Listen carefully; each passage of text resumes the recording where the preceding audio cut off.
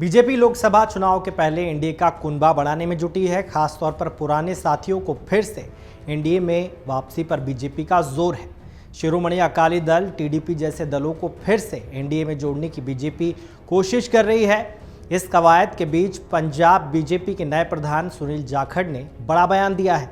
जाखड़ ने कहा कि पंजाब में आने वाले चुनाव में पार्टी के पुराने साथी रह चुके शिरोमणि अकाली दल के साथ किसी सूरत में कोई समझौता नहीं होगा।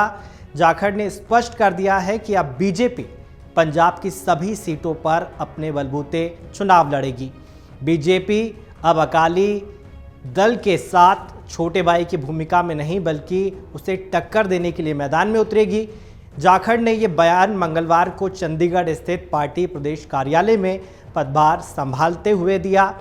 इस मौके पर पंजाब बीजेपी के प्रभारी विजय रूपाणी और केंद्रीय मंत्री सोम प्रकाश विशेष रूप से उपस्थित रहे। जाखड़ की ताजपोशी कार्यक्रम में पंजाब बीजेपी के पूर्व प्रधान अश्विनी शर्मा की कमी सभी को खली। अश्विनी शर्मा के अलावा कैप्टन अमरिंदर सिंह और मनप्रीत बादल जैसे वरिष्ठ नेता भी जाखड़ की ताजपोशी प्रोग्राम में नहीं पहुंचे। कार्यक्रम में मौजूद लोगों में इन नेताओं की गैर मौजूदगी पर कानाफूसी करते हुए देखे गए। ऐसे में बड़ा सवाल यह है कि एक तरफ पार्टी में सुनील जाखड़ अलग थलग नजर आ रहे हैं, दूसरी तरफ सुनील अकाली दल के साथ किसी भी तरह के समझौते से इनकार कर रहे हैं, जबकि बीजेपी का केंद्रीय नेतृत्व एनडीए में अकाली दल की वापसी चाहता है। कुल मिलाकर बीजेपी पंजाब में बिखरी नजर आ रही है। जाखड़ की ताजपोशी के पहले पूर्व प्रधान अश्विनी शर्मा से इस्तीफा लिया गया और कांग्रेस से आए सुनील जाखड़ को प्रधान बनाया गया, जिसके चलते पार्टी में नए प्रधान की ताजपोशी फीकी रही। पुराने बीजेपी के नेताओं ने नए प्रधान के प्रति कोई उत्साह नजर नहीं आया। विधानसभा चुनाव में मिली करारी हार के बाद बीजेपी अपना जनाधार बनाने की कोशिश कर रही है, लेकिन बिना अकाली दल के साथ आए सुनील जाखड़ अगर 2024 में किसी करिश्मे की उम्मीद कर रहे हैं तो ये दिन में सपने देखने जैसा होगा। आपको बता दें कि सुनील जाखड़ कांग्रेस के दिग्गज नेता बलराम जाखड़ के पुत्र हैं। बलराम जाखड़ लोकसभा के पूर्व स्पीकर और मध्य प्रदेश के राज्यपाल रह चुके हैं। सुनील जाखड़ नवजोत सिंह सिद्धू से पहले पंजाब कांग्रेस के प्रधान थे। बीजेपी के नेता और अभिनेता विनोद खन्ना के निधन से खाली हुई गुरदासपुर सीट से लोकसभा का उपचुनाव जीता था। हालांकि 2019 के लोकसभा चुनाव में अभिनेता सनी देओल ने एक बार फिर से गुरदासपुर में बीजेपी का परचम फहराते हुए सुनील जाखड़ को करारी शिकस्त दी थी।